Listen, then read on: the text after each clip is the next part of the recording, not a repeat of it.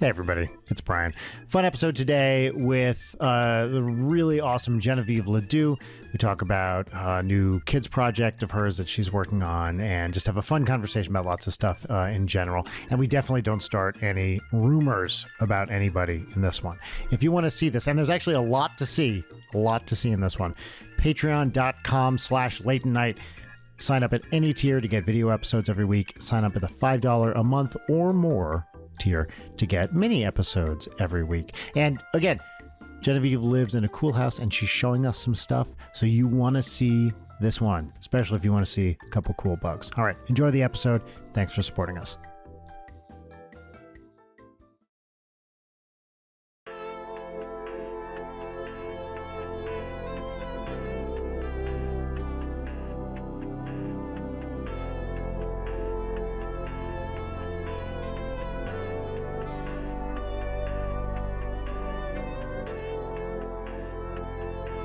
Is that a circular window?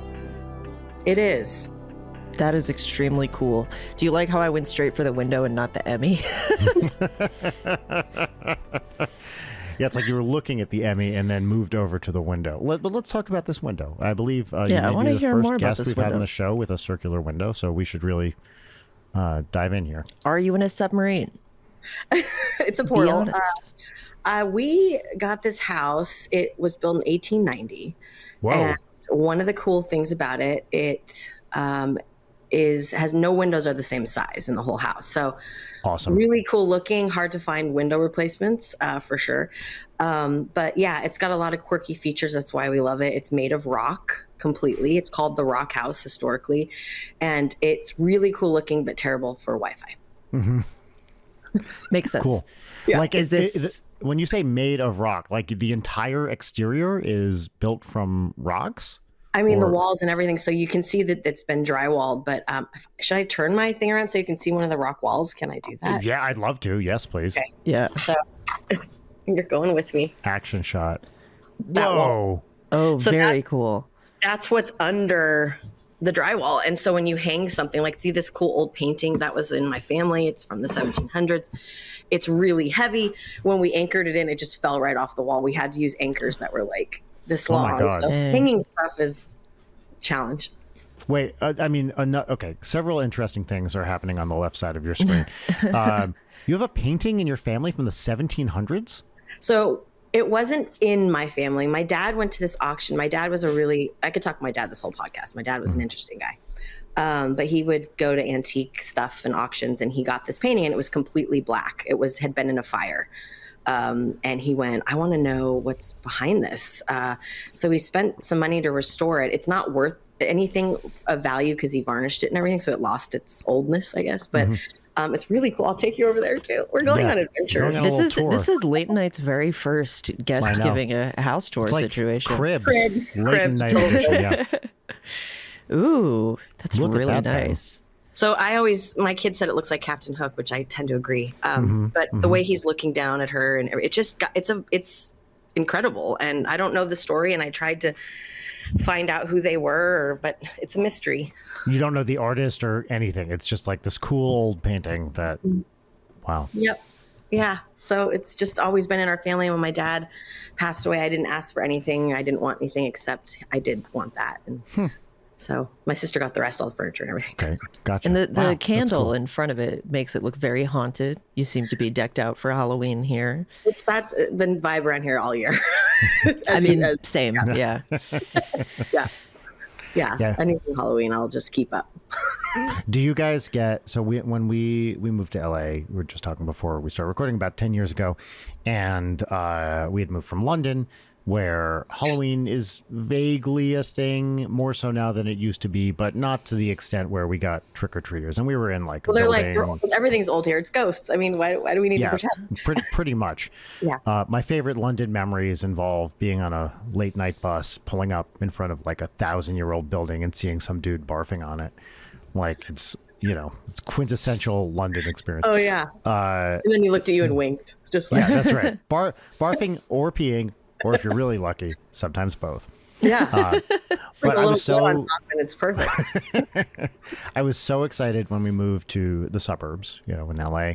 to get trick-or-treaters, and we get nothing on our block. We get jack shit. Like, if we get one kid, and it's always someone who recently moved to the neighborhood, and it's such a bummer. We put out the candy every year, but at this point, we just leave it out front and then go take our daughter, who's now 11, trick-or-treating in a nearby neighborhood. Oh, great. Yeah, it's a really fun age. I can tell that the trick-or-treating is like, we've got a few more years of it, but we might be towards the end. I know. And my 11-year-old's has friends to go with this time. So they just kind of go feral. Oh, yeah. And they're all creepy things this year, whereas before it was like something pop culture or whatever. And this year it's like as creepy as you can get. Oh, what are they? I'll tell you my daughter's one. What are your kids? Yeah. So he's being a scary clown, and he has a horn that's like terrifying. It's like, and it's like really terrifying. And then this cool gun that like spins when you push the trigger, like disco lights everywhere. So it's yeah. I love it. It's cool. My 9-year-old's like, I don't want to dress up. And I literally had, I'm showing him costumes on Amazon, and we went to Spirit, and nope. Don't like it. Not me. Don't you know me? I would never do this. Like, I'm suggesting things. I would never. And then I showed him the movie Ghostbusters. Mm-hmm. And he was like, I want to be Venkman. And I was like, fuck yes. Yeah. I was like, I raised him right. Well, that's adorable. Audrey, I just have one kid who's 11. Her costume, which she came up on her own, is Dark Angel, which is she's got fuzzy black wings. She and my wife were out at a like garage sailing, and they found this like feathered mini dress for an adult that she's using on, for her it's like below her knees. Yeah. And she's got like a dark fuzzy halo, and she's gonna do like black lipstick, and she's very excited. I love it. I feel like 11-year-olds are like, original. I want to be this, but make it dark. Like yes. Yeah. I love that. Every single time. Rachel, my wife's go-to costume when she was that age was Dead Princess. Oh, nice. For several years. Yes, nice. Dead Princess. Ghostbusters question. Okay. So I have been on the verge of showing Audrey Ghostbusters for a while now. 2 questions. Was it too scary, especially the opening scene in the library? And follow-up question, how did you handle Blowjob Ghost? Which is the scene I'm most concerned about in the film. Okay, so that's really funny that you mentioned that, because I've seen Ghostbusters so many times. And as a kid growing up in the 80s, right? Like I watched Freddy. I remember my parents went to sleep and I snuck down to watch Nightmare on Elm Street. Mm-hmm. And I think I was 8 or so. And I feel for context, how old are you? I'm 50. I'll be 50. Okay, great. So we're the same age. Yes. Aww. Yeah. I had a feeling. Yeah. Is how we talked about malls. Yeah. But it was for me. I feel like what's kind of missing now with Gen Z and I wouldn't say millennials, but Gen Z in particular is, don't look at that. It's scary. There's sexual content, whatever it is that we just were exposed to. There's like a grit missing, and I feel like fear is such an important part of growing up. And, we were in LA, I was climbing in sewers when I was like 7, and like doing crazy, going on adventures with my bike for hours. And they're so isolated inside and on screens. And I'm kind of like leaning in a little more into let them figure it out. If they model what you do, not what you say. Mm-hmm. Yeah. And so, that part it was just kind of, they were like, ha ha ha. And like, it was just, and then it wasn't a discussion. The blowjob ghost part, not the beginning. Part, yeah. And then the creepy thing in the beginning, which caused me to leave the theater in 1984. I saw that. I went to see it. The librarian goes, yeah. I was like, I can't do this. I paid for the movie, made my parents leave, couldn't handle it, left. I left the theater seeing E.T. when he was white in the gutter in this creek where he was dying. Every time. The white in the gutter. Yeah, awful. The white in the gutter. Yeah, that was dramatic. I was definitely way more afraid of E.T. than Ghostbusters, having seen both around the same age. Because E.T.'s fucking scary. Punt that fucker back to his home planet and leave him there. Well established on the show, Leighton and I both fucking hate E.T. Now it's okay. So I love E.T., But because I got over the fear of ET, it was like I crossed over into he's terrifying, don't like him, into my dad brought me this really realistic ET doll. Mm-hmm. And then I would put him in my bike basket with the sheet over him and ride around. And it became like, cute. You know, my personality. Yes. Are you a fan of the Neil Diamond song Heartlight? Yeah. Yeah. I'm a huge Diamond fan. Huge. I love Heartlight, mostly because it's crazy that he wrote like an ET theme song without asking. And he didn't ask anyone, and it's not official. And he tried to make it official, and they wouldn't let him. No. It's awesome. I mean, they're stupid, but yeah. Yeah, they're stupid because it's a great song. And I remember that on the radio when we were kids. Love that song. Don't like E.T. I feel like... Do you like Neil Diamond? I do like Neil Diamond, yes. Me too. Yes. I do too. I like him. I've seen him 14 times. So yes, just a tiny crush there. Best and worst Neil Diamond concerts? Okay, so best was right after 9/11, and he sang "He's Not Heavy, He's My Brother" and played like patriotic things, and everybody stood up and was crying about America. Oh, those were the days. Yeah. And worst would have been I caught his like scarf thing, and some lady behind me ripped it out of my hand. No. And she was like 80, so I let her have it. I can't wait to be 80 where I can just get away with doing antisocial rude shit, and then I can cackle like a witch and then call my life alert to come get me. She didn't even like think twice. I mean, she didn't even look at me like too bad or anything. She was just like, mine. That reminds me, we have a friend, Brent. She's not with us anymore. I'm sure that was 20 years ago. So yeah, but R.I.P. She got what was coming. Sorry. You know, it really turned off her Heartlight. Episode title. I should have said it at the time. I was really about to. I feel like that concert might have absolved Neil Diamond for any responsibility he felt for 9/11, which he canonically, according to all available sources, had nothing to do with. But I don't know. You know, I'm just asking questions. People have been saying, everyone's saying it. He has shifty eyes. He's cute.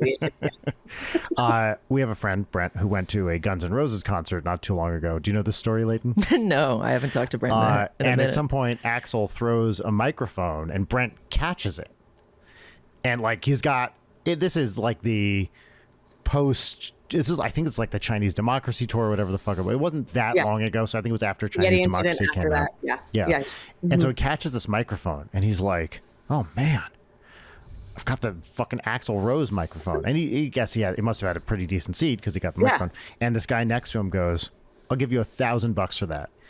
And Brent, being the consummate capitalist, says, "Make it 2." And did he do it? Yes. What?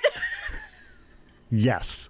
He sold this microphone for $2,000 to just cash right away. Cash right away, I guess. I don't know how they that's did amazing. the details. I don't know. Yeah. Oh my gosh. That's also like the most Brent story possible. Also the most Brent story, and I love it. I love that he had the wherewithal to be like, if he can do one, which is already a crazy amount. The charisma check on that past Nat 20. Oh my gosh. What other movies have you shown your kids that they've particularly responded to? Like, I'm talking like 80s movies. Lost Boys. Loved it. Oh, we haven't done that one yet. Yeah. Big on the sax man? Love the sax man. Okay, so when I first started doing my music project, I wanted the sax man. I that's all I knew. I was like, I want him on this. I don't care what he does. I mean, he has to play sax, but sexy sax all day long. But he is like does cameos and stuff. So I thought somehow I can get to him by ordering a cameo for my sister's birthday, where he plays that song for her because it was our thing, and then we'll just somehow start vibing, and he'll want to be part of my project, or I don't know. I think the sax man really likes me. He couldn't get my name right or my sister's name right. He tried. He's very like thick accent, Jersey or New York. I'm not sure which, but turns out like he's connected to all these people. Like he knows everyone. Really? So I mean, yeah, he's still living the dream. I mean, he's still constantly on tour, amazing. Shirt off. He's like almost 70, I think. Gotta be. Right.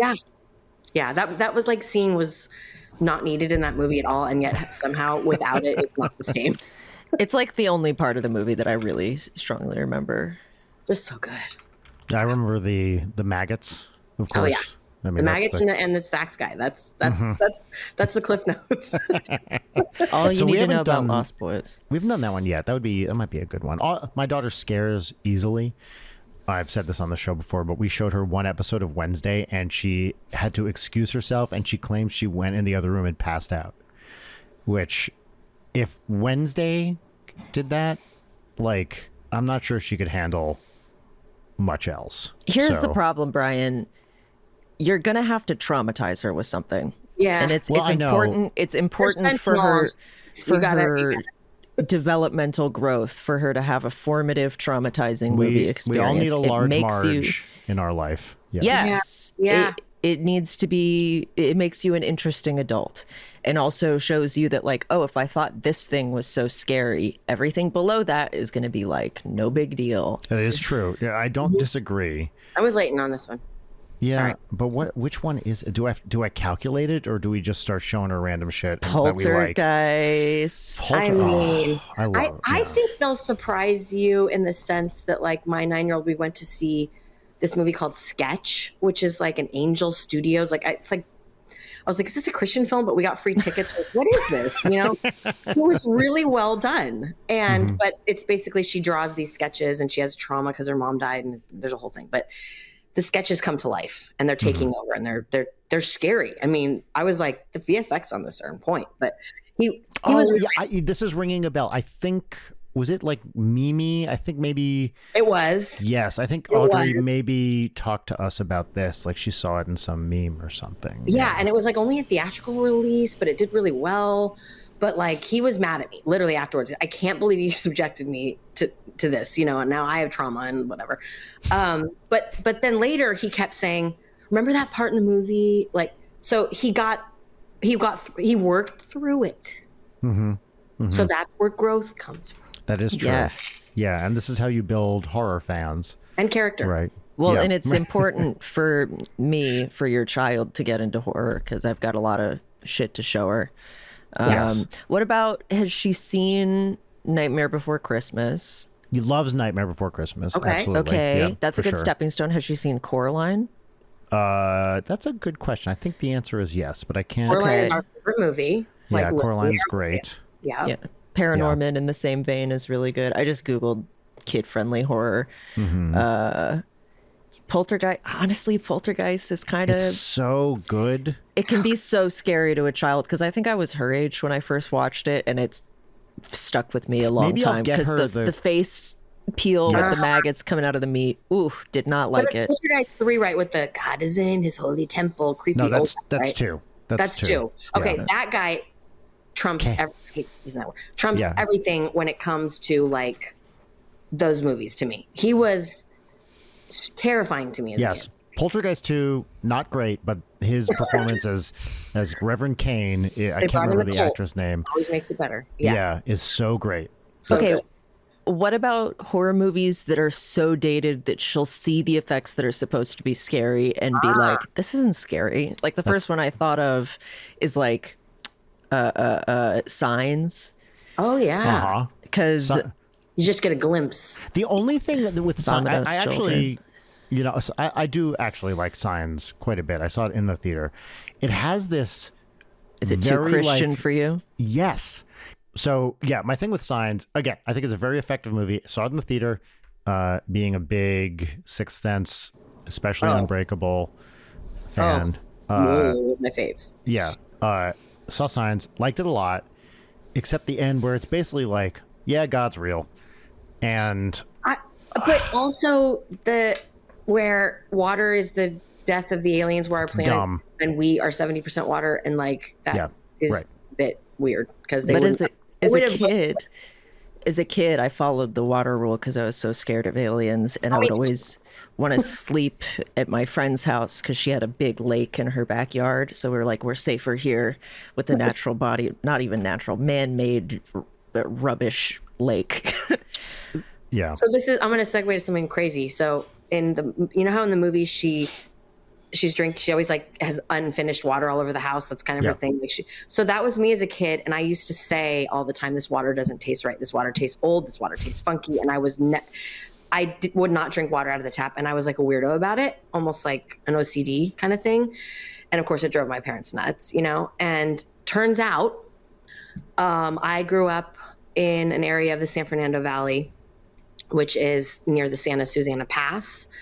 And there was a Rocketdyne meltdown in 1950 or 40 something. What was that? A what meltdown? Rocketdyne rocket testing facility. Okay, got it. This is going to blow your minds. Okay, so it's LA's nuclear secret. It's the largest nuclear leak in U.S. history in the San Fernando Valley. It's been completely covered up. Yeah. Oh, trust me. Look up Santa Susana Pass Field Laboratory. And the radiation there is like off the charts. And where we lived was downstream of this leak. What they did is they buried a bunch of the barrels and stuff. So the water over there is literally unsafe. And I'm the only person in my family that didn't get cancer. Crazy. Whoa. So that's I could wild. Taste I knew something like my body was like rejecting it almost, like this isn't, and everybody else got cancer in my family. And I'm talking cousins, aunts. It's nuts. I honestly have a similar sort of story. I don't want to say the name of the company because I'm not sure I'm even getting it right, and I don't want to malign any companies unnecessarily, but there was a chemical company that had some kind of like spill or something like that in our town, and there have been like exposés on it, and I am also one of the very few members of my family, immediate and extended, that has not had cancer. So yeah, crazy. Yeah, they're trying to. They said they got ordered to clean it up. It was a big thing. My town too. And the people have said that in my town growing up, there was a much higher cancer rate than the ambient, cancer yeah, rate. I mean, Kaiser Woodland Hills, which is right there at the base of it, has the largest cancer cluster for children in the United States. So crazy. Jeez. Well, on that note, let's introduce the show. That's even scarier than any of the horror movies we talked about, because it's real life. Yeah. Everybody, this is Late Night with Brian Wecht. My name is Brian Wecht. Here we have Leighton Gray. Say hi, Leighton. Hi, that's me. And mystery guest. Who are you? I am Genevieve LeDoux. Anything else? Yeah. What do you do? What do you do, and where might people know you from, et cetera, that sort of thing. All right. I've been in kids media for about 20 years. I'm probably best known for a show called Tumbleleaf, which is a fun stop motion preschool series that was on Amazon. Hence that Emmy you referenced before that came there. I have always been a storyteller. Came from a family of storytellers and a musician as well. My husband, Chris LeDoux, not the country singer, is a VFX artist and started a company called Crafty Apes. And after he sold that company, we started making new stuff, as you do, and taking the biggest risks we've ever taken. And I'm swinging for the fences right now with a project called Star Forest, which is if Mr. Rogers and David Bowie had a baby and the baby is feral. That's how I like to describe it. First of all, hot. But yeah, I've been building it for 5 years, and it's all I talk about. It's pretty annoying. And I wanted to say this to you. I wanted to say that I like to say it's like string theory, because the whole Star Forest is like on the same, it's about vibration and connection and energy. But also when you try and tell people about it at a party, they don't understand and usually walk away. That is exactly what string theory is like. Mm-hmm. I can confirm. Yep. Okay, good. I'm glad to hear Except it. Generally, they don't even get as far as getting near me. They just kind of veer off. They can see what's happening, and then they, Yeah. When I say I make synth wave nature pop music and I built a world in Unreal and it's a whole universe, and let me tell you about it, they go, oh, let me be. Yeah. I've got a text. Hold on. Yeah. Yeah. Cool. Yeah, I watched a bunch of the Star Force stuff. Really interesting. I was like, so we were connected by our mutual publicist, Steph Mayers, and she sent me a bunch of the links, and it took me. I was like, how do I wrap my mind around what's going on here? Because there's a lot happening. I say that as a compliment. I was just like, what is this? And then, just watched, did all the stuff. And it seems like you're really building something big. I read this book. It's called Be Like Walt, and it was kind of the Disney philosophy and how has his brain operated. Not all of his brain, most of his brain I really love. And the unfrozen parts, yeah. The unfrozen parts. Yeah. But I think that way. I think really, really big, and it's been hard to take it and make it small for everyone. And I'm already starting to think about the theme park, and I mean that's just how my brain works. And I believe I'm closer to it than people realize, and that's just how I am. It's how I'm built. That's great. No, I like the philosophy. It's like whatever you're working on right now is the most interesting thing you've ever done. And I was like that as a scientist. I feel like that as a musician. And I think it's a great creative philosophy is just to be like, I'm going to go all in on this, and who knows where it's going to end up. Yeah. It keeps your brain elastic, because I feel like, what do my husband and I say? I'm going to quote it. He's so brilliant. I always quote him wrong, and then I'm like, sorry. But it's that normal people talk about other people, right? Like average people. And then smart people talk about, philosophies, and then brilliant people talk about ideas. About how Neil Diamond did 9/11. Brilliant people talk about Neil Diamond. No. Yeah. And I think, this team that I have, it's been full circle just being on this podcast, because our wonderful graphics guys team, they're called Dead Hand. And on the third meeting I had with them, very early stages, they go, who would love this? And they said you. And it's just cool. Wow. It was really interesting when Stephanie brought this to me. I was like, wait, right?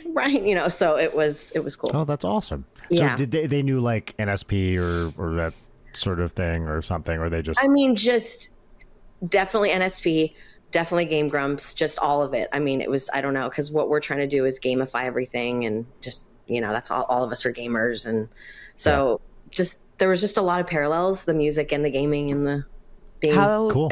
How do you envision incorporating the gamification? Like, what's the end goal with that? Oh gosh. Well, I have to be careful, because sometimes I don't want to break the lore and right. And I am, it's like, I have to think like this now, and it's so funny.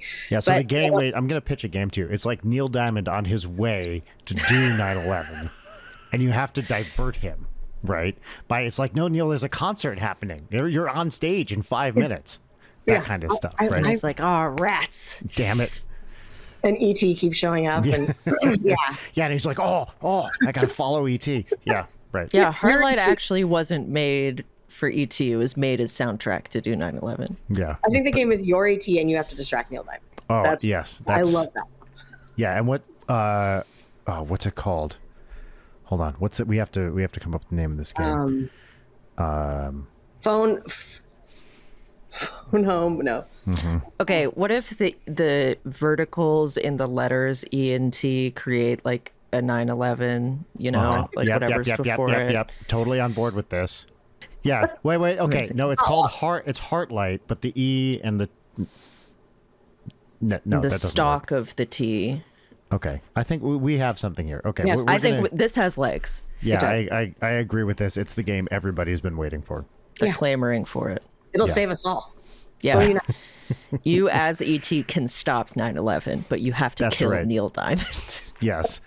And it's the unofficial sequel. Well, you could play. Do we know the? I think now canonical E.T.'s name. Do you guys know this?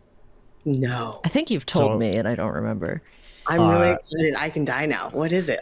No. It's Zrek, Zrek, which was going to be revealed in the sequel, and they never, it never got to the point of being official. But if you look it up, it's like you can find this referenced in several places. Are you doxing ET? I'm not doxing ET. Okay, so the game is Zrek Saves New York or something? It's called Zrecking Ball. We get Miley to do the soundtrack, of course. I came in like a wrecking ball is kind of, that's good. It's good. Okay. I like the idea. I can't do an ET voice and I'm not going to try, but. Oh, come on, Layden, come on. Here, wait, can I feed you a line to say? Just for me or Genevieve? I'm doing it in the chat. Okay. Can you see the chat here, Genevieve? Yes. Okay. You go first. I'm trying to remember ET voice. Ladies and gentlemen, we got him. Is that even close to ET? It's like dying ET. Yeah. In my head, I hear Yoda, so I'm trying to. I feel like I'm going to do the wrong inflection and go Yoda. Okay. Ladies and gentlemen, we got him. Incredible. Oh boy. Yeah, except it's Neil Diamond in this case. Yes. Yeah. That's right. Yeah, Neil Diamond found dead in a ditch. ET did kill him, and 9/11 was averted. He's white, and then we cause a new generation of trauma. I love it. Yeah. That's fantastic. Okay, great. Yep, we're pitching this. What were we talking about before I totally derailed this? I was asking you about gamifying Star Forest. Okay, so one of the characters, Twig Leafort, he is very chaotic, ADHD. He's a builder, into science, and he wanted to build a game. So he did, and it was built by two people. It's a mobile iOS game, but it's part of the lore. So he built the game. It's on, you can download it now. It's called Star Forest, a Quest something. Well, I forgot my own game name. Star Forest, a Quest. Wow. I'm terrible at marketing, as you can tell. But it's super fun, and it's kind of a Flappy Birds meets Jetpack Joyride. But the idea, a lot of the stuff we do in this world is showing kids or adults that they can do anything. And, that two people built this game. Technically, Twig built it. And he put it out there, and it's not about getting rich. He just did something, created something. So, and then we also have a Fortnite map, 2 Fortnite maps now, which we built all of our music videos, a lot of our stuff in Unreal Engine. So we thought, let's go into Epic and make some Fortnite stuff. So the characters play in the map. What was the choice to use Unreal Engine? Because that feels kind of unusual for a project like this. I knew I wanted to gamify everything, and I thought, what a better way to do it. And, it got so big so fast. I just thought this is perfect. And so we decided each music video would take place in a different part of the map. So that forced us to build out the world. Yeah. And I knew someone that knew Unreal. Nice. I've read several interviews with you where you talk about sort of the inception of this idea during the pandemic and how kids are using spaces now. I would love to hear more about that, because I thought it was a very interesting take. Yeah. Legacy TV models are broken. And my kids don't watch anything in a linear fashion. That's really hard. Like, I've tried to say, oh, you should watch this series, and they have no problem dipping in and out of, nothing's in order sequentially. It's just all over the place, and that's how their brains work. And I saw where they were hanging out. I mean, I was with them every day. I was their teacher, and I was, having to rip them off of these screens when we couldn't go anywhere. And I actually spent a year in Roblox with my one son, following him around more as like research than a chaperone, but partly both, and really learned a lot about the Gen Alpha and became kind of obsessed with them and like how their minds work. And I think I'm really hopeful about them. Just what they have tools in their sandbox, but also just how they think about the world. And so I really started focusing on what they do and their habits and learning from them. My kids are a huge part of this. to this day.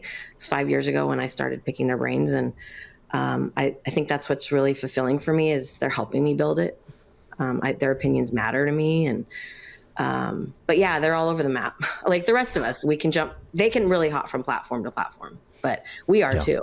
Without even, I mean, you look at your usage in a day and how many things we're consuming is crazy. Yeah. What has been the most surprising thing for you that you've learned about Gen Alpha through these observations? They have no knowledge of how Neil Diamond was involved. And I don't know, they do think 9/11 is really funny, but they think based on this conversation. No, sorry. Once again, I have derailed this. ET fuel can't melt steel beams. Very good, lady. Anyway, I digress. Yeah, Thank you. Yeah. Sorry. Yes, but I'd like to hear the actual answer.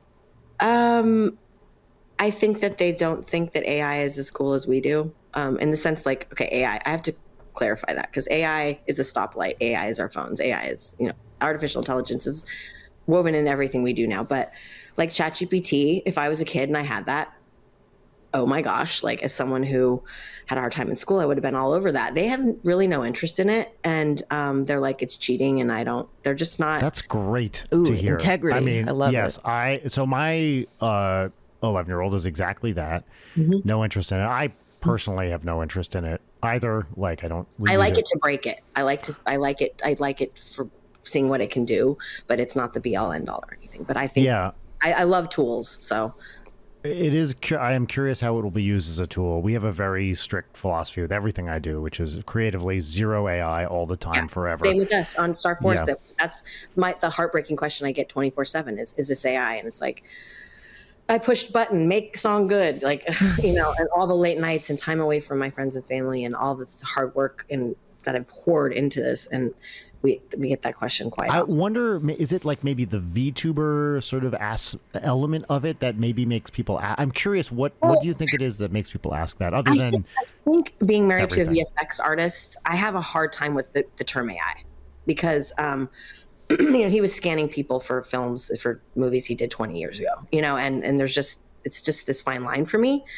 I think the VTuber puppets, it's a software, it's like a mocap type situation where they have this thing called VC face on their desk and it tracks. But because the mouths aren't perfect, just like, a lot of maybe that's what generative tools are not perfect. That's why. But kids and avatars these days, especially Gen Alpha, it's so normal to them.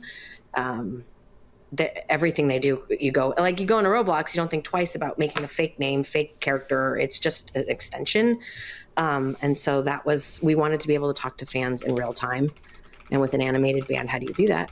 Yeah. That's how it began.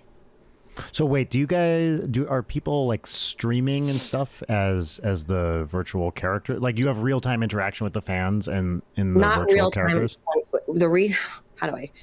This is a toughie.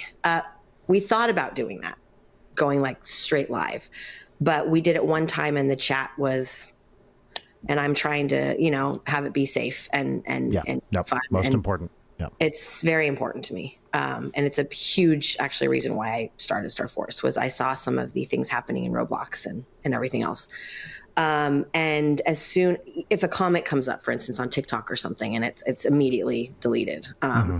Just so people go there and they know it. Look, it's whimsy, it's stars, it's trees, it's wonder, it's all these things. It's not that, and you know that. But I will say that the VTuber thing, what we're doing, which is really great, is and I'm sure you guys know this, Game Grumps and everything else, where like those first 1,000 fans that are all in, like they mean so much to us right now. We're not huge. We launched a year ago.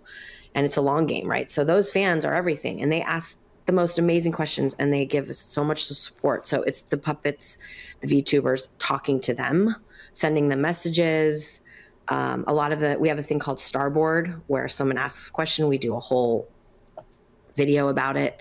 It's fun. Yeah. So that's what they're used for. And the team work, it's you and like how big is the team working on this? Yeah. In the beginning, it was about 12, and that was when we were doing full Unreal Engine, making music videos. That's pretty big. I mean, yes and no. everybody was kind of like, nobody was like full on, Yeah. I know the industry is in flux. I know a lot of people. We're all friends, and it's just been this wonderful thing. Yeah, that's cool. I've had them, and of course they are paid, and nothing's free. No, I right. hate asking people to do anything for free. No, absolutely not. Yeah. But yeah, I mean, it's Georgia, and we're all kind of hanging out in the same hood and hanging out, and they believed in me, and here we are. So I didn't even think about that with the Georgia thing. Of course, Georgia, big industry magnet for the past 20 years, maybe. Hollywood. Yeah. I mean, I have very little knowledge of what that scene is like, but I guess a lot of people tell me moved out there for the industry. But I do. Yeah, that's right. So Leighton is a SCAD dropout. Okay. Most Yeah. of our the people that have worked on the project were SCAD or FSU or Yeah, I was at the Savannah campus, but I did a summer camp at the Atlanta campus. Old IBM building converted into scary departments. Yeah. medical education. But yeah, no, we got married in Savannah. My husband and I love Perfect anything. place for it. Yeah. But yeah, Georgia, my husband was doing a lot of work with Tyler Perry. And, I was in LA I already said my age. It doesn't matter. Who cares? I'm at that age now. Where I was there for about 38 years, and I just had my first son. And he said, "What about Atlanta? I got all this work over there." I was like, "I was born in LA. Like, that's crazy." And then I kind of came around and I was like, "How much is that house?" Wait, what? And it was kind of easy to make the leap. And then It's a great city. I mean, so many, it just across the board, creative universities, food, all of it it's a wonderful place for There's sure. a lot of oxygen here, a lot of trees. I'm a tree person, and I mean, my backyard is like looking into this magic forest. That's how the name Star Forest came to be. I was like, give me a sign. What's the name? I need it. And I'm a weirdo, so I was thinking it was going to be something really weird, eccentric or something. And I went outside, and my entire backyard was filled with fireflies. I mean, Cool. hundreds. And I'd never seen any in California. And I was like Star Forest. And it was that was how it came to be. We had fireflies in Jersey, and they just don't exist here. And I am so bummed that my daughter doesn't get to grow up with fireflies, because it is truly the best when you go out in the summer magical. And you just see. It is. Oh, speaking of this, so I got home from a mini tour yesterday and took my daughter to her piano lesson, and we came back. My wife had just gotten home, and she's standing in the driveway, and she's like, "Get over here, get over here." We're like, "What is it?" Mantis. Big green mantis. Yeah, big. She's like, "It was just standing right there." And so we, my daughter and I love bugs. Okay, now I got to take you on more tour. I'm obsessed with Okay, great. I love bugs. So this mantis, just, exactly as mantis-y as you want. The perfect condition, moving around, doing the thing. We put it in a little Tupperware, brought it in the house, let it walk around the counters, and stared at it for a few minutes, and then released it onto a bush. But we get a mantis like once every 3 or 4 years here. I don't know. You hardly ever see him. Yeah, same here. We've just very, very isolated. So when a mantis pops up, it's a big fucking deal. Yeah, it is. And I was very excited for this mantis. Yeah. Oh, all right. yeah. So you're going to show us bugs. Yeah. I'm not going to take you to the other side. This is going to be okay. I'm going to just take you to my 2 favorite biggies that I have on the wall in my. Okay, I got to move of course I got to move stuff. Everyone, patreon.com/Leighton Night to see this unique, never before done on Leighton Night. You can see a round window, a stone wall, an Emmy, and some bugs. Yeah. Oh, fuck. Ooh, yeah. baby. Look at those. Yeah, hell yeah. So look at that one. Now, what is that? That is... Oh, now you're going to ask me the technical or the science. No. I just generally, what... No, we'll boot you from the show if you can't Giant do it in leaf 10 bug. seconds. Giant beetle. Giant leaf bug. We got a couple of those around. It says on the back. I don't know if I can. No, don't worry about it. Yeah, don't worry. I recognize the beetle from Animal Crossing, and I can't remember what the name of it is. Yeah, we have lots of, but we have this cabinet of curiosities, which is full of all my bones and all. You have a menagerie. I'm a hedge witch. This is where we're at. Yeah, the Natural History Museum here. Did you ever go to Bug Fair at the Natural Museum? Yeah, we go to Bug Fair every year. with bugs. Tell me about Bug Fair. It's it's not huge, but there are, there's vendors who are selling, displayed bugs, but also there's just like, touch a millipede or hang out with bugs. Here's a cool roach that you can walk around on your hand, that kind of stuff. And they just take over some of the halls in the museum, and you can just interact with bugs. It's fucking awesome. We have Joro spiders here, which are what kind of spider is that? They're from somewhere in Asia. They're giant. They're Juro, I believe. Joro. Yeah, that's it. They've taken over Georgia. I mean, I literally am a hedge witch. I mean, my windows are. I can show you everything. Oh wow! I feel like we're in. But good look looking at spider. Look at my Show and window. tell. Look at my window. Like, look at the. Can you see the spider webs? Oh my God! Fuck yeah, great. And I can't Full reach Halloween. them. Yeah, it's everywhere, and they're really invasive, and they've just every year there's more and more and more of them. But I love them, and they're really beautiful. And my cousin who works with me, kind of my right hand, she's my cousin's daughter. She moved here, and she's deathly afraid of spiders, like full on arachnophobia. And I forget sometimes. And I was coming out of the door, and I was like, oh, and I grabbed it, and it was on my hand. And she comes out behind me, and she's like, and just like you see her go sideways on the Ring camera. No. Yeah, because I'll pick them up and touch them, and to me they're just beautiful. And she's just like, I quit. I was staying with a friend on this tour, and she was like, okay, you can, we have a guest room. Here's the deal though. My husband and I won't deal with this spider in the garage. So you can stay with me in exchange for dealing with this spider. And I was like, that's great, but I won't kill it. I refuse to kill it. She's like, fine, just walk it across the street for me. She's like, I don't want it released on my property. Across the street. Walk it across the street. And so I did. It was in a little vase in her garage, and I took out the vase, covered it with a thing, walked across the street, released the spider. It was Seattle, so maybe a wolf spider or something. I don't know. Pretty chunky spider, sizable. And I told her, I was like, this is a total win-win, because I get to see a cool spider and you get to get rid of a spider you hate.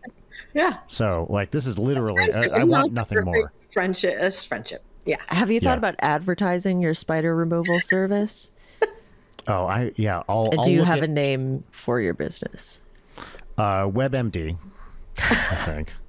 I could picture you having like this, like, giant tank wall, kind of like what Ghostbusters did, where they put it in the trap, where you take it, you just take it home. Yes. Oh yeah.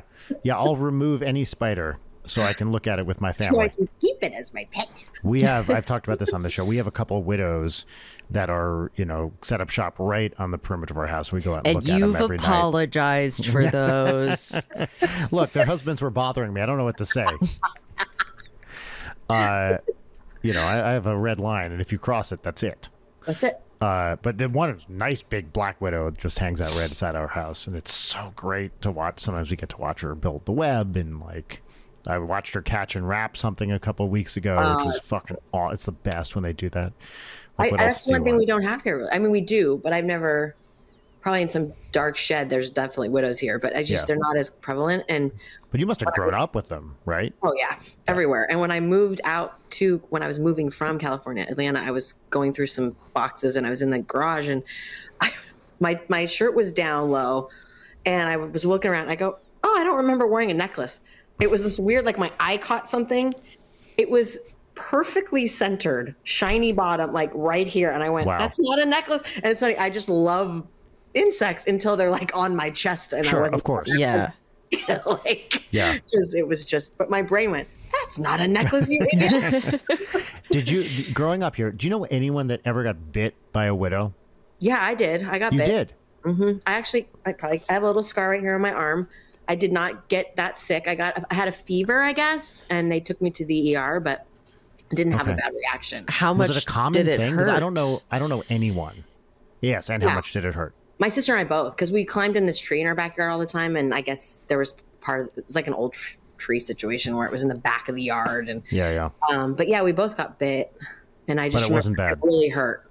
I do remember it's like a bee sting type feeling. Yeah. Crazy. Yeah, I did leave a scar, like a little puncture. You can see where it And was. you were I how mean, that's old-ish? badass. It's probably like 9 or 10. A lot Okay. happened those years. I was outside 24/7. So, yeah. That's awesome. What other Valley memory? Like, what's some cool Valley stuff? First of all, did you see Licorice Pizza? Of course. Yes, and we're a little too young for that to really be like what. I mean, I didn't grow up here. I went into Licorice Pizza. It was there when I was around. I wasn't at that age where I was like smoking pot and going into Licorice Pizza. But right. But I think if you were 10 years older than we are, that's the Valley you like really remember. And those people want to tell you about it. Yes. Oh, yes, they do. That's my uncle. Oh, Let me yeah. tell you about Licorice Pizza. But did that, like, you're like, oh, yeah, that's familiar to me, the vibe of that film? Yeah. Yeah, I think so. I think there's certain movies. It's weird. Like Paul Thomas Anderson has some. There's certain movies that just remind me of the Valley. Licorice Pizza for me, it was like mid for me. I don't know why. Maybe I just wasn't in the mood. Or what is one that's less mid in terms of like, oh yeah, I recognize that vibe.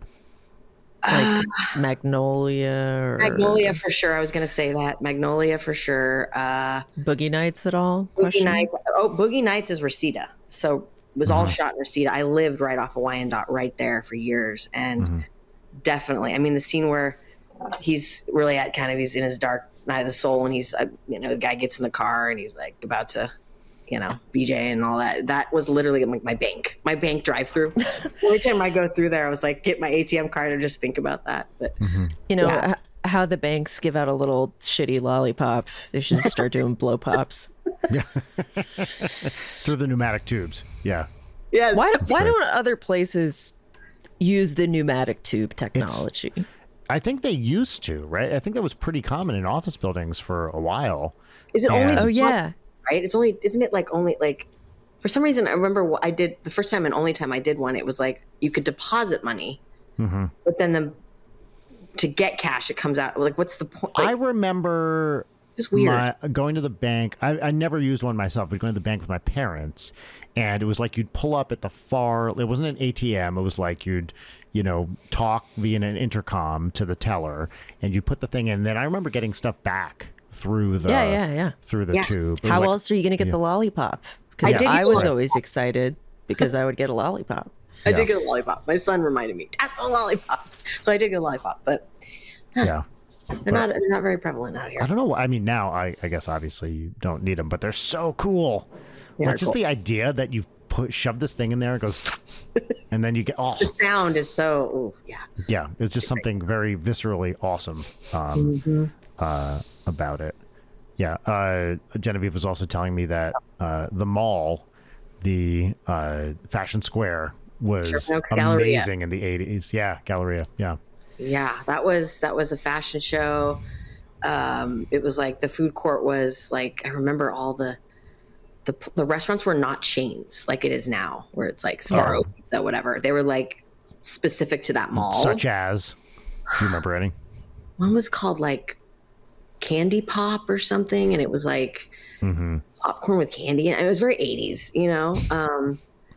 and it was like the Chinese food that is now, I guess, Panda Express, but it wasn't branded. Yeah. It was very different. I remember that from Jersey malls, just like weird little mom and pop food all of it. Courts. Oh man, it's hard to explain how great an 80s mall was for those who didn't experience it, but it really was like to go from a Walden Books to like, an electronics boutique. And the arcades. The arcades.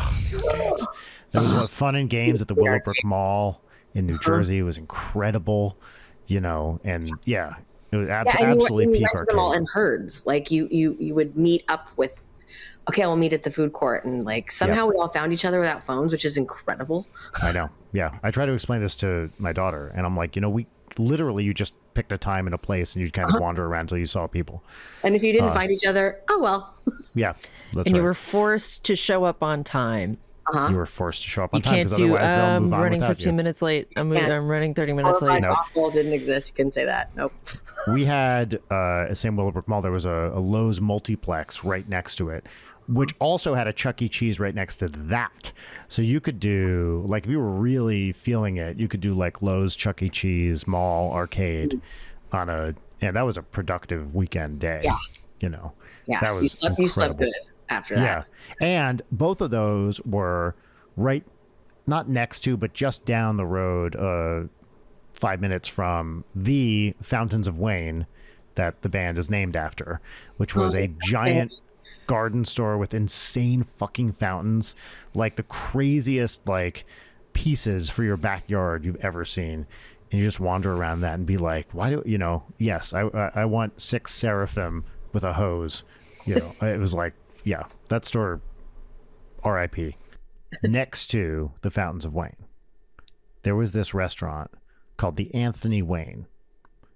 Okay. Anthony Wayne was a Revolutionary War general. There's a lot in New Jersey. There's a lot of like homage to Revolutionary War figures, of course. One of the original 13. And the Anthony Wayne was what sometimes in that part of the world is called a charbroil. Are you familiar with the concept of a charbroil?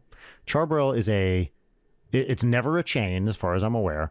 It's a single restaurant, and they do like grilled stuff. So you can get like a burger or a hot dog or French fries, and it's pretty cheap, and it's a family restaurant. And this That's Anthony what Sizzler Wayne wanted to be, but then they added a salad bar. Yeah, exactly. And it's like order at the counter, find a table, and most of them have this like rock wall, rustic decor. There's going to be a fucking wagon wheel up there on the wall. You're going to look at it. You know, it's probably open kitchen. Yes, lots of reds and dark browns, and you know, all the tables are black on top with brown wooden chairs around them. It was the best. They had this thing called the mixed grill, which was a hamburger with Taylor ham on it. Oh my God. And to this day, do you know what Taylor ham is? Okay. I don't. It's the best breakfast Do you know meat. what pork roll is? Have you ever heard of pork roll? No, I'm like so not versed in meats. Okay. I thought it was. So Taylor ham pork roll is like a New Jersey, Pennsylvania thing. It's like a, how would you describe it? It's like a pork kind of thing that you slice off and fry up. Kinda Yeah, like and you have to like cut the edges of it so it doesn't bubble up. It's Cut sort a of, little thing in it. it's a little like spammy almost. I was going to say little spam bit. is what comes to mind for me for It's that. spam adjacent, but it's a billion times better. Yeah. Like, How fun. Okay. and It's like a realer usually meat. thin. You know, I'd say it's a couple inches in diameter.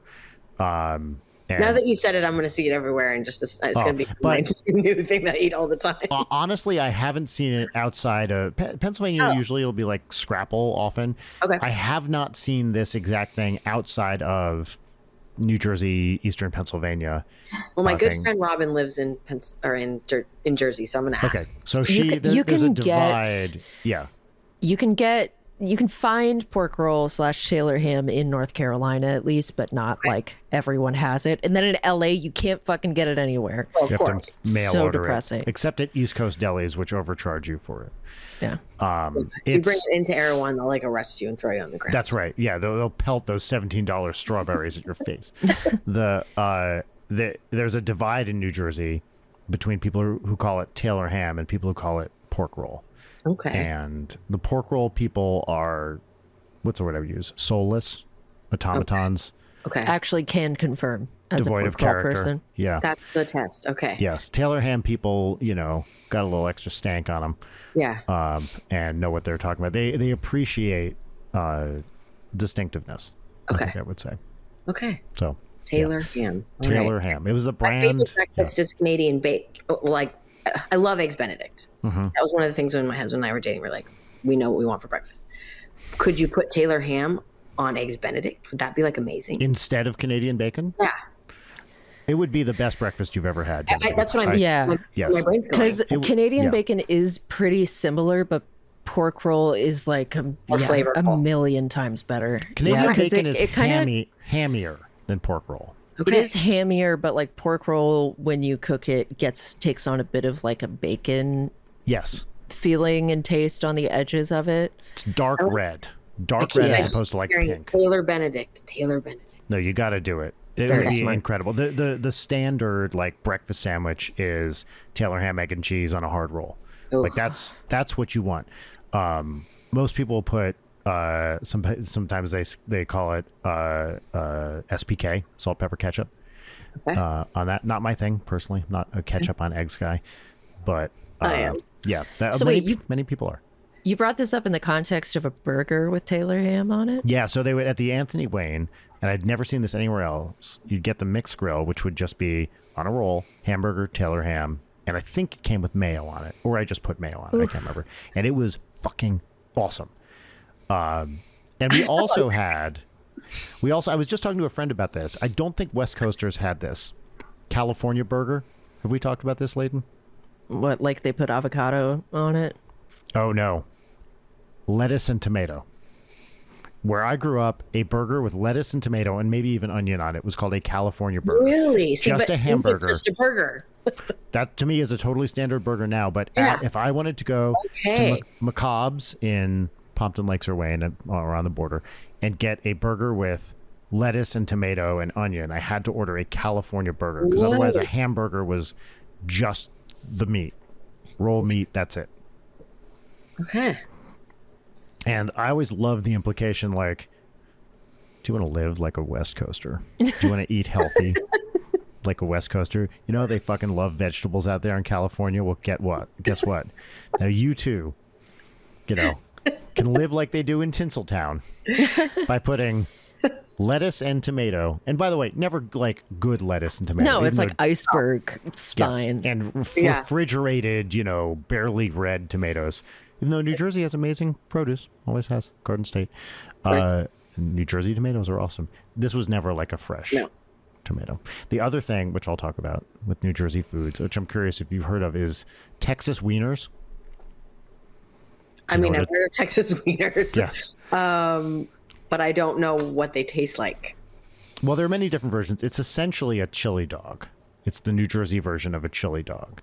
So it's a hot dog. That makes sense.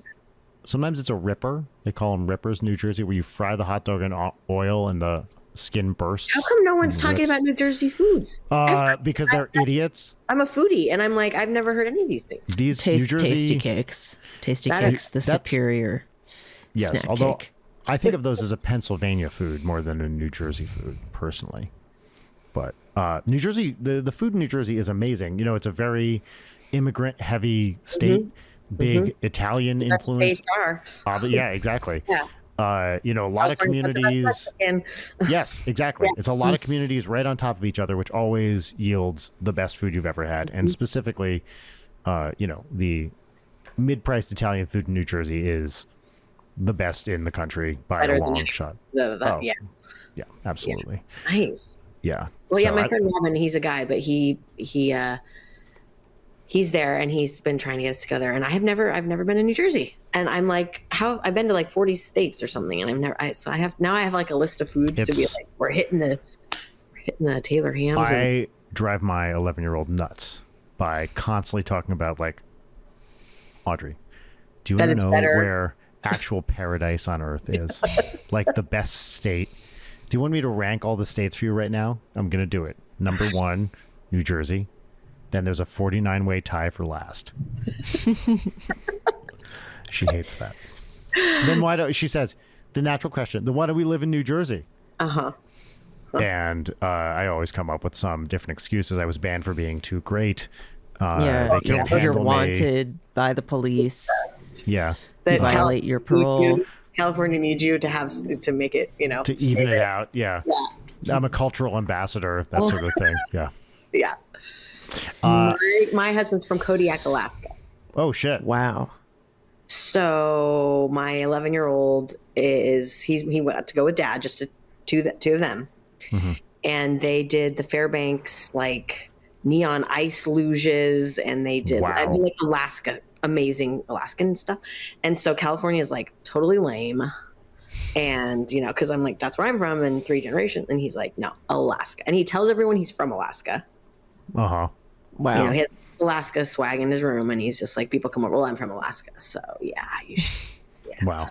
That's it's great. Really sweet. I would imagine that's exotic in Georgia to be from Alaska. I think So, Yeah. I mean, I used to say I was from Sweden when I was a kid. I do not know why. I would tell and I would say it so often. I don't know. My grandma was Swedish, and I had long, long blonde hair as a kid, almost like a towhead. And people would say, "Oh, where are you from?" I said, "Sweden." And I like lied about it, and then like I actually started to believe it. You know how that goes. Mm-hmm. Yeah. And then you get called out, and you're like, Then say something in Swedish. "What's that?" Yeah. I think we should move on to some segments. I was going to say right the same. about now. So our first segment is our pop culture recommendation segment, where you get to talk about some pop culture thing you've been enjoying recently. Book, movie, video game, literally anything is fine. This is a brand new segment for this year, for 2025. We're trying it out, seeing how it goes. And what I'm going to do, I think just this once, is instead of playing the theme song right now, I'm going to put it in post. So the theme song for What's Poppin' goes here. What's poppin'? What's poppin'? Great. Now, Genevieve, I'm going to ask you a question, which I've never asked anyone before, which is, if you were to have heard that theme song, what would you have thought of it? I've written it. I'm sitting on it. So if you were to have heard it right now, what do you think you would have thought? I would have thought that sarcasm is your love language. Okay. Does that make sense? That's Correct true. answer. Correct I'll- answer. I'll put Oh, that. it froze on my end. It froze. So I didn't. Oh. I literally, both of you were like frozen. And then I was like, oh, I already bought. I didn't understand the question, I don't think. Well, I'm just gonna chalk that up to you thought it was great. It was great. Great. Yep. See, she said it. Awesome. Layden, what's poppin'? What's poppin' for me is a novella by Herman Melville called Bartleby the Scrivener, Oh shit. A Story of Wall Street. What a great little story about a guy. I've never read it. It's like Yeah. legit great. Yeah, it's funny and very relatable, but dude just does his job and then starts telling everyone every time they ask him something. I would prefer not to. And this continues to escalate. So I I've see been why you can thinking, relate to that. I would prefer not to, yeah. So that's really good. And because it's so short, I'll recommend another short story, which is Lazarus by Leonid Andreev, which is a very much more like horror tinged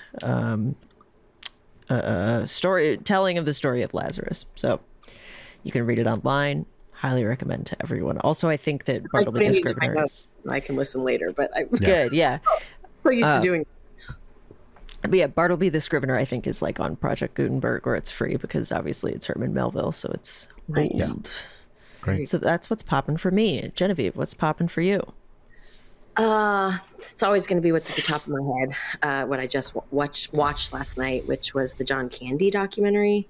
Is it any good? I was curious about. I love John Candy. Yeah. Yeah. I was bawling. I mean, honestly, it's nobody has anything bad to say about the man. He died very young, just like his own dad, and Tragic really loss. generational stuff, and being a dreamer, and using humor to deal with really hard stuff, and I absolutely loved it. So. Yeah, and then I'm reading a book called, it's a translation, but it's called My Grandmother Wanted Me to Tell You She Was Sorry. And it's about a little girl, I think she's 8, who her parents are dealing with a lot of hard adult stuff and in their family, from addiction to all these things. And her grandmother every night takes her into this place between waking and dreams, where she talks to her and she goes into these adventures. And somebody recommended to me, and because Star Forest represents the flow state, and so I wanted to really understand someone using that in a storytelling way, and it's really, really good. Yeah, Awesome.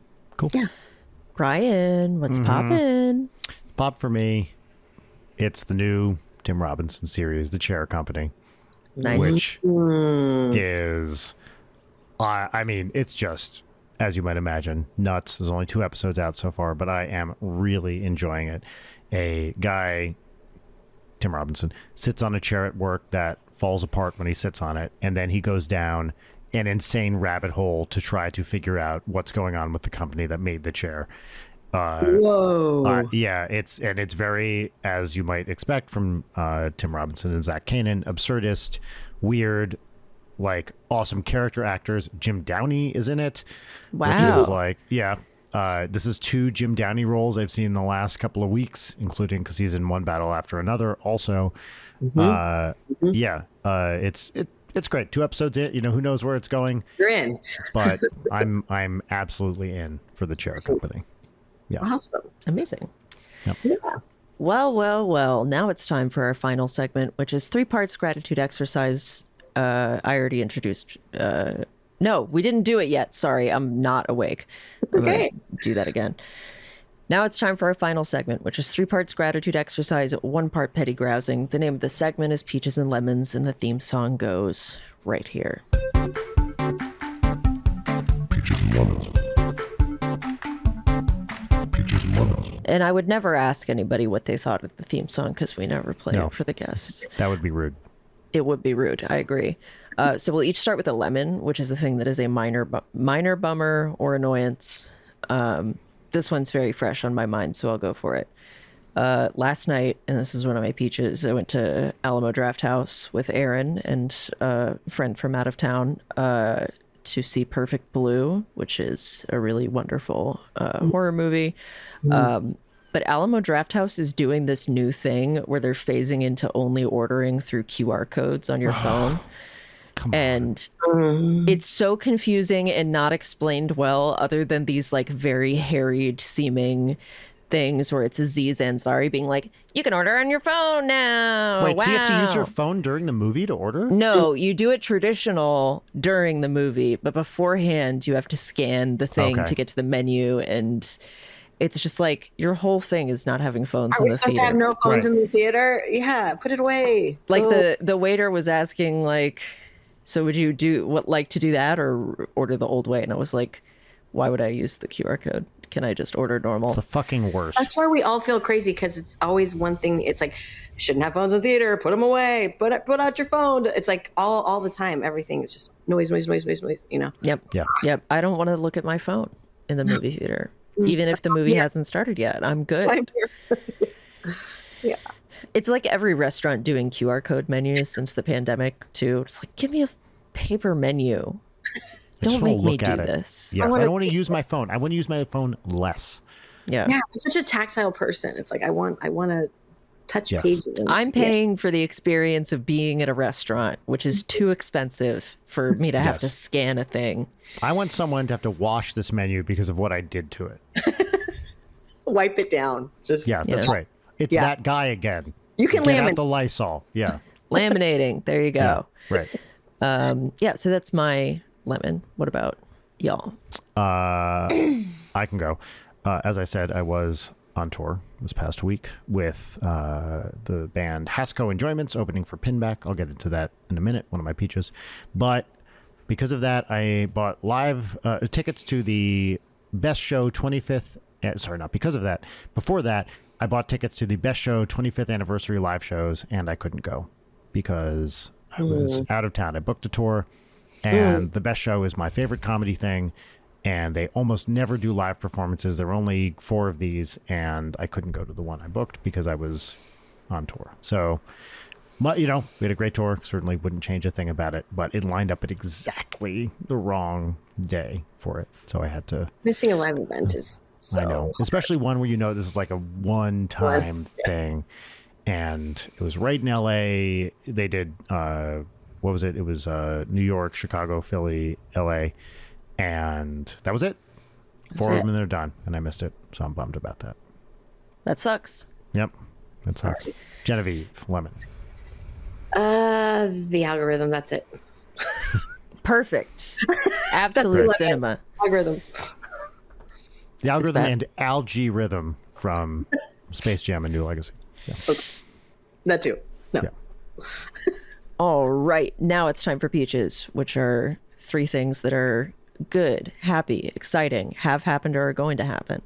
I will go first. My first peach, as mentioned, is I got to see Perfect Blue in theaters remastered, and I hadn't seen that movie in a very long time.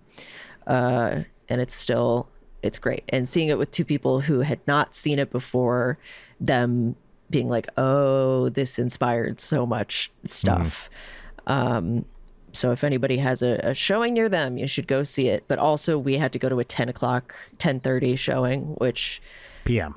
I don't want to be out after 9 ever. But I was willing to do it for the experience.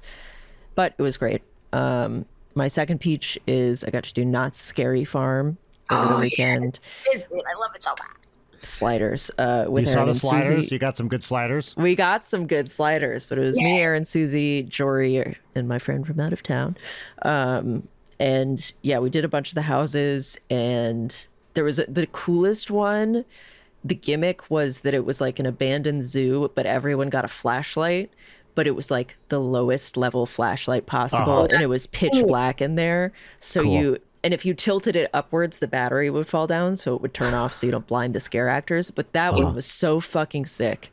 That is genius. What a great idea. But at a certain point, we just posted up in the clown area and watched them scare people, which is the best part of Not Scary Farm. It's awesome.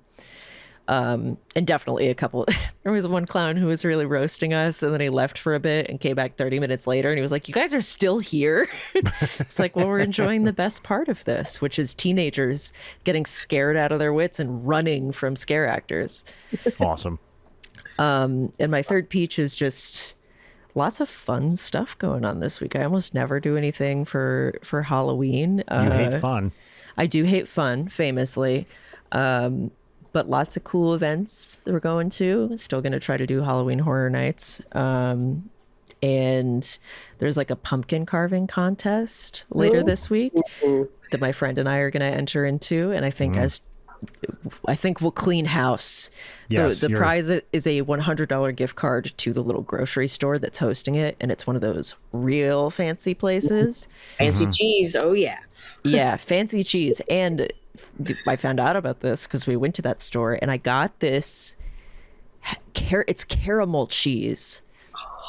It's apparently Norwegian brown cheese or something like that. But like, I fed a piece to By the Aaron. way, I can turn by myself any Norwegian cheese into Norwegian brown cheese. All I need, I need 5 minutes alone with it. And 5 minutes. It. 5 Can minutes. I change my lemon to that I'm lactose intolerant? Yeah. Oh, Yes. Yeah. But it's a caramel goat cheese, and it was nice because I was like, well, we have to get that. And I asked the lady at the counter, like, have you had this? And she gave one of those super diplomatic answers that's like, yeah, it's interesting. Oh, she hates it. She fucking hates it. Yeah, but that's an immediate sell because it's like, all right, I have to know. Yeah. But it's crazy because you eat it, and it looks like a big block of caramel, but you eat it, and it initially tastes like sort of a hard cheese, but then as it goes on, it tastes exactly like caramel. And Weird. the idea is that you're supposed to melt it and use it on desserts. So tonight we're going to melt some of it and put it on You vanilla gotta bean make ice some cream. content out of this. I think people need this to know about this. Yeah. But anyway, I would like that $100 gift card to buy an endless supply of all the weird little things they had in there. And I think I'm going to do The Thing pumpkin. I'm going to do like the That's a good iconic idea. poster with the varying levels of lights in it. So You know, what'd be a good pumpkin is the upside down head with the legs coming out of it. the you've got to be fucking kidding moment. Yes. That's good. That'd be a good pumpkin. Yeah. Was that 3? Yes, those are my 3 peaches. Just the third Great. one was lots of fun plans going on. Yes. Cool. Yay. Genevieve, 3 peaches, please. My first peach is being on this podcast. Aw. Well, thank you for being here. I adore you guys. And before I was on it, I was thinking they're brilliant and funny. And I wasn't nervous. I was like excited. And sometimes it feels the same. But like right when I saw your face come on, I just felt this like, I felt so blessed. I don't know, lucky. Oh, yay. thanks. Yeah, that I've even gotten here in my life. And then my second one is a kid came up to us at our live show. We got to play the Grammy Museum. And he said that Star Forest, he was probably like 6 or something. He said that Star Forest reminded him of a time traveling sandwich. And I like can't stop thinking about it. I And love it's like, kids. I feel like I have one already. I Yeah. don't know. Just, he was like so great. in. And the third peach, I lost my dad in 2017. who is my hero, but my other hero is my mom, and she's turning 80 this week. So Wow. Happy birthday to your mom. Yeah. but no, just the usual Halloween activities are always exciting. Like Yes. that's like my fourth week, but happy Halloween. Yeah. Cool. Brian? My peaches. Number of peach alluded to before. I was on tour this week with the band Haskell Enjoyments, opening for the band Pinback, which is a popular like indie band, and we had just had a great time. We did 5 West Coast dates, although not like south to north. It was LA, San Francisco, San Diego, Seattle, Portland, for whatever reason. And it was fun to meet those guys. I like meeting other musicians, and we just had an awesome time. Great shows, and doing Haskell live a bunch now. This configuration was a trio. JP, the band leader, and whose project it is, on bass and baritone guitar. Nick Reinhardt on mostly synth guitar. What a shredder, just the best. And then me on soprano sax. And like, we got to a few points where we're like, this is fucking cooking right now. And at the end of the last show, which we just did in Portland on Monday, we finished, said goodnight, and a guy in the front row goes, "That was fucking nuts," which is maybe the best compliment you could receive. Yes. It is. It was great. So we really felt, you get sometimes when you're performing music live, you are just like in it together. Is it still your favorite thing out of everything you do? Live Performance? Yes, absolutely. Absolutely it is. How do you feel? I love doing it. I love interacting with people. I love annoying people and watching them get annoyed. And then also creating like, just a vibe. And when you're all locked in together, it's the best. And this is one, for me, this is a project where I'm not in charge of it. I just show up, I play the songs, and I love doing it. Just fun. And I'm not actually in that project. I'm not really engaging with the audience at all. It's a very ambient sort of thing. And I'm just locked into the other people on stage with me. Just feeling the vibrations. Yep, that's right. Next peach is tomorrow, which will be the day before this podcast comes out. I will be in New York for the Hootenanny, thrown by Steph Mayers. You're going to be there too? That's Friday. Yeah, that's Friday. You're going to be there. I'm going to be there. That's great. Oh my Okay. gosh. I will see you there then. Real life gamer summit. Yeah. Have you guys been in the same physical space before? No. Not at all. No. Love this. Love the timing.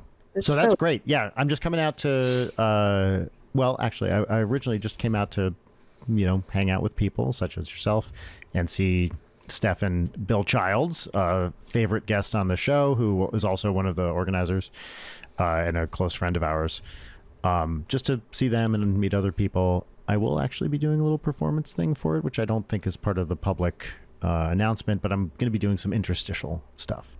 Wonderful. But I'm very excited to do that. I think is Megaran going to be there too? I think. Yeah, so Megaran's going to be great there. to see him in person. We had him on the show a little bit ago. I just got to meet all these people for the first time at the Children's Music Network conference. Oh, out here, yeah. We're trying to do the FYC and I'm learning. I have no idea what I'm doing. Yeah. But I got to meet them all, and they were like, "You have to perform," and I'm like, "No, it's an animated band," and they're like, "You have to perform," and I was like, "Let's go!" And as I got up there, I forgot the words as I went, and I totally riffed, and nobody knew, and yeah. Well, we did great. with Go Banana Go. We did Austin City Limits with Flula a couple of weeks ago, and I think he got 3 of the words right. And he was just off book on the whole thing. It was great. At one point he was like, "And what am I saying?" It was great. and then the song became that. Like, yeah. You guys, Brian, you should get a selfie with all of the former Late Night guests. Oh, that's a there. very good idea. Yes, absolutely. So that would be, Bill, you, Megaran, anyone else? I don't know. We'll see. Anyway, excited about that. And of course, New York, I'm going to see my sister, see a bunch of friends. Love New York. Love New York. Yeah. My final peach is Ninja Sex Party dropped a surprise Halloween single. I saw it popped up in my what is it? Your Spotify Wrap, or what is the one where you want this? Discover. The Discover. Yes, thank you. Yes. And this is a song we've been talking about writing for more than 10 years. It's called Zombie Handjob, and had the idea a long time ago and just never quite clicked. And the way we got it to work is it is my first time on lead vocals For the song, I play the character Wacula, the masturbating vampire. And I get to do a really fun voice that I can use to bother everybody around me when I'm not doing it in the song. And I just had a fucking blast. Give us a doing little this. Wacula. Okay, Layton. It's me, Count Wacula, the masturbating vampire. Laugh. Do the laugh. Yeah. It's my favorite song you guys have ever done. It's I know way how up to there for do me too. Carpool Lane. Yeah. Yeah, I can't play it for my daughter yet, but someday I will. But I was very worried, because it's not a Dan Sings It song and people love Dan. And I was like, people might just fucking hate this. Reaction has been very positive and it's nice to see it. But I love the song. I think it's really funny. And I'm excited that it's out. And I think it's our first ever surprise single. We just put out a cover album the week before. It did the vaguest of possible hints, like something's coming. Yeah. And It's great when you get to the level excited. where you don't have to do a month of hints. Right. Yes. Yeah. No, We've it's been hinting at our Halloween song for quite a while. it's Coming.